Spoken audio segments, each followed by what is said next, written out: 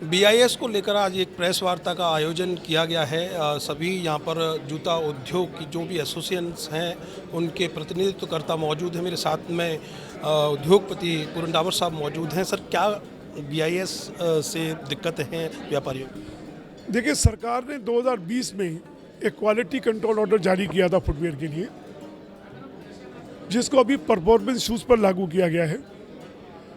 जो armed forces के shoes बनते हैं या जो स्पेसिफिक स्पोर्ट्स के लिए शूज़ बनते हैं या जो सिक्योरिटी के शूज़ बनते हैं या डॉक्टर्स के लिए या किचन के लिए जो स्पेसिफिक शूज़ हैं, उन पर ये लागू कर दिया गया है 1 जुलाई 2023 से।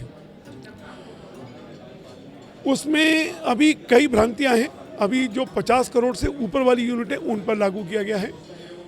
कुल 24 आइटम्स पर लागू किया है, जिसमें से 19 आइटम्स के नॉर्म्स बने हैं और 5 आइटम्स के नॉर्म्स अभी नहीं बने हैं। उनको 1 जनवरी 2024 से डालेंगे।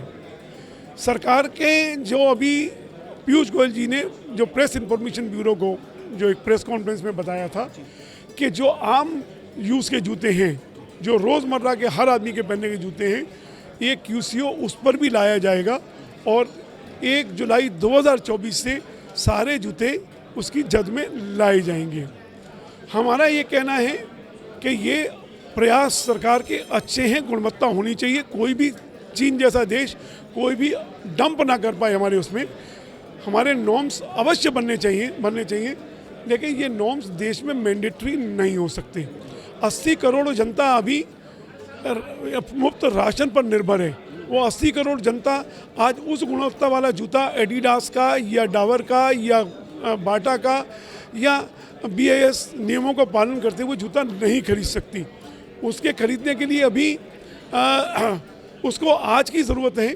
वो अपने 15 दिन कैसे निकालें, उसके पास 100 रुपये हैं तो उसका 1 महीना कैसे निकालें, उस पर निर्भर करती है। हमारा ये कहना है कि ये जो BIS ये लागू किया जाए, लेकिन ये मैंडेटरी नहीं होना चाहिए और कम से कम 1000 रुपये तक का जूता है वो इसकी जद में नहीं आना चाहिए, ताकि छोटे छोटे कारखानों पर कोई असर ना पड़े, छोटे छोटे कारखाने किसी भी सरकारी व्यवस्था का शिकार ना हो। व्यापारियों के अपने मानक कहीं ना कहीं जो लागू करने वाले हैं इन मानकों को, वो व्यापारियों ने अपनी बात रखी है या नहीं रखी है? क्योंकि जो सरकार मानक लागू कर रही है वो व्यापारियों को एक्सेप्ट नहीं है, तो कैसे देख रहे हैं इससे कि कितना फ़र्क पड़ने वाला है? देखिए, सरकार मानक को इस तरह से नहीं बनाती।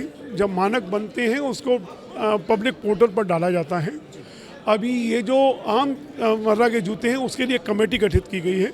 उस कमेटी का सदस्य मैं भी हूँ, CLRI भी है उसमें।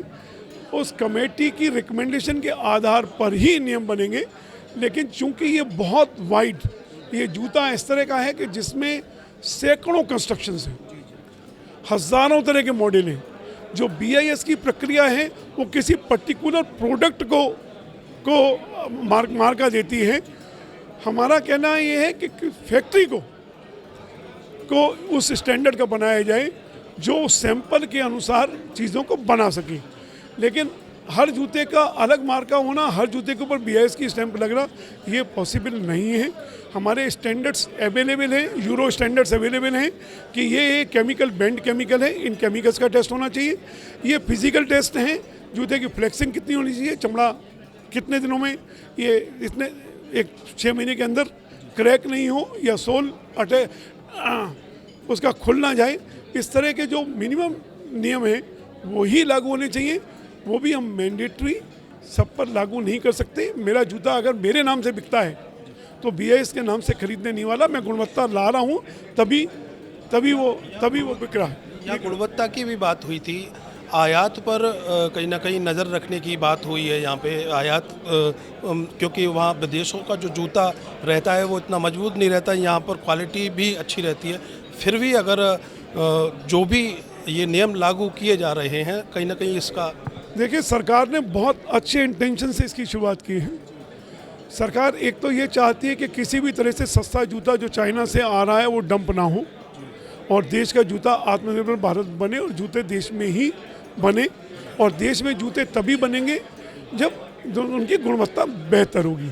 ये गुणवत्ता बेहतर का अच्छा प्रयास है, बहुत अच्छा प्रयास है, लेकिन ये मैंडेटरी नहीं हो सकता। जिस देश में 80 करोड़ जनता राशन पर निर्भर हो, वो उससे उम्मीद करें कि वो पूर्ण गुणवत्ता वाला जूता खरीद लें, वो संभव नहीं है। इसलिए मैंडेटरी नहीं होना चाहिए। कहा आपने कि मैंडेटरी नहीं हो सकता ये नियम जो है, और कहीं ना कहीं सरकार की जो मंशा है वो ठीक हो सकती है, क्वालिटी को लेकर ठीक हो सकती है, लेकिन कहीं ना कहीं अगर इसको प्रॉपर रूप से अगर लागू करते हैं तो इसके नुकसान भी देख रहे हैं व्यापारी, और इस चीज़ का विरोध भी आप कर रहे हैं। अब देखने वाली बात ये होगी कि व्यापारियों की ये बातें सरकार को कितना कहीं ना कहीं सरकार कितना मानती है इन व्यापारियों की बातों को। आगे भी नए विचारों के साथ फिर उपस्थित होंगे, तब तक मुझे दीजिए अनुमति। प्रणाम, जय श्री राम।